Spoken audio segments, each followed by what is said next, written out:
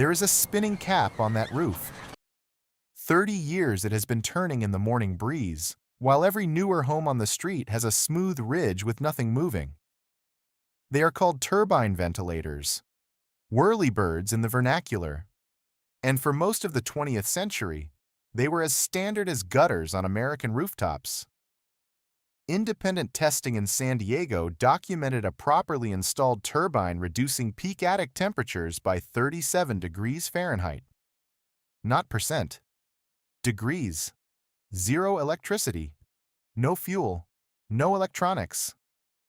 If the data was that strong, what went wrong? Your attic is a thermal reservoir.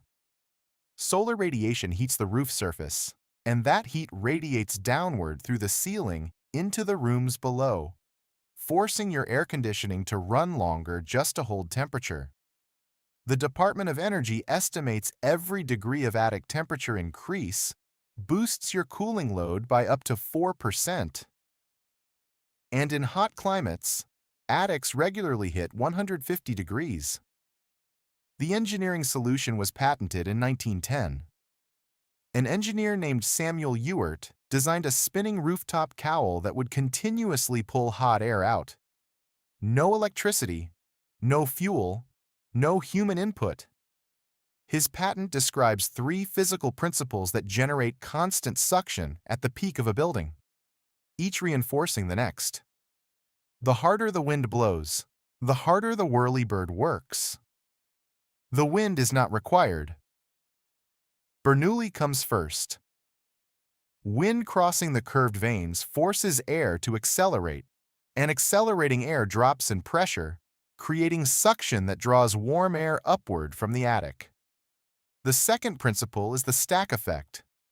Warm air is less dense than cool, so it rises naturally. A turbine at the ridge with soffit vents at the eaves produces a pressure gradient that runs continuously, even in still air. Third is the Venturi effect. Air squeezed between spinning vanes accelerates further, deepening the exhaust. All 3 compound each other.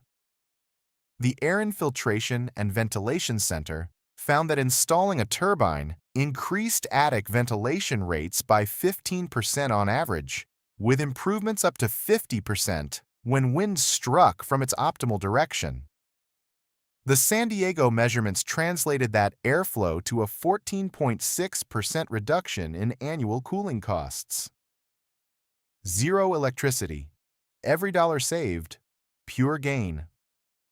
A study from Deakin University found the harder truth. A single 12-inch turbine produces roughly 150 cubic feet per minute of flow. But the resulting air velocity inside the roof space is only about 1/3 of a foot per second. In ventilation terms, that is still air. Their conclusion: one turbine is rarely enough for a modern home. Building codes recommend 1 square foot of ventilation per 300 square feet of attic floor. In hot, humid climates, many professionals recommend doubling that. Most homes with a turbine have exactly 1. Then there is mechanical failure.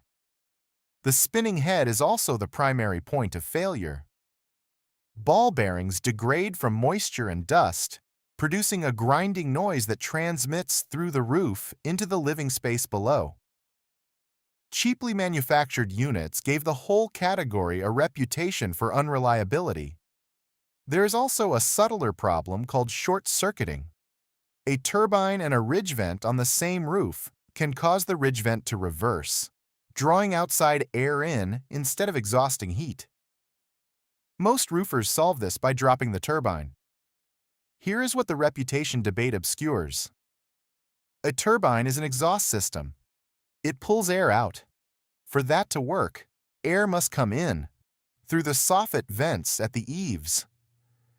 And in roughly half of American homes, those intake vents are blocked.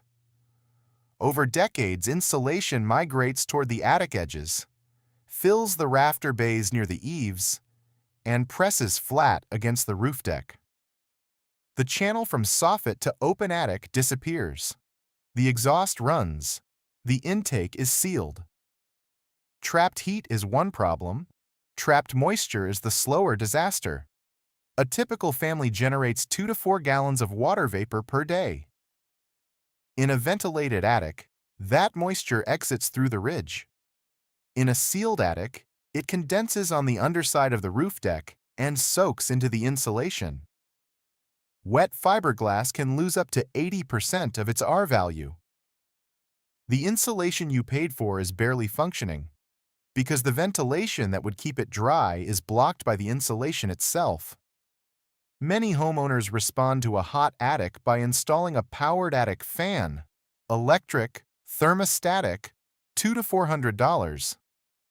It pulls hot air out. Logical. Here's what actually happens. The fan creates negative pressure. If the soffit vents are blocked, there is no outside air to draw in. The fan pulls conditioned air up through every gap in the ceiling instead. Recessed lights, plumbing chases, the attic hatch. The Department of Energy found these fans pulled an average of 231 cubic feet per minute of conditioned air out of the homes tested. You spent $300 to make the problem worse. The fix requires no equipment. Get into your attic on a cool morning. Gloves, long sleeves, dust mask. Look toward the eaves. If you can see a clear channel between the insulation and the roof deck, air is moving. If insulation presses flat to the edge with no gap and no light, you found it. Reach in and pull the insulation back 6 to 12 inches from each eave opening, rafter bay by rafter bay. That is outside air entering your attic for the first time in years. To hold it open permanently, install rafter baffles. Foam channels that maintain a clear air path between the rafters. $1 to $2 each. A typical house needs 30 to 40. The total job runs $30 to $80. If the exhaust side is missing, ridge vent material costs $2 to $4 per linear foot. Adding it during a roof replacement that already costs $10,000 to $15,000 adds $300 to $600. Not a line item. A rounding error. The whirlybird still earns its place. In coastal zones and plains, states with consistent wind, a properly sized turbine with clear soffit intake outperforms a passive ridge vent. The condition is open intake. A turbine pulling against a block soffit builds negative pressure until it finds air through the ceiling gaps of the living space below. The physics do not care about the brand on the spinning hardware. The 37-degree result did not happen because the turbine was special. It happened because the whole system was working. Clear intake, correctly sized exhaust, optimal wind. Remove any one condition and the number collapses. The homes that never saw the result were not missing the turbine. They were missing the intake. Every exhaust system in every attic depends on the same thing. Air has to come in somewhere. The system is already in your attic. It has been there since the day the house was built. Your cooling system is already built. Somebody just covered the intake.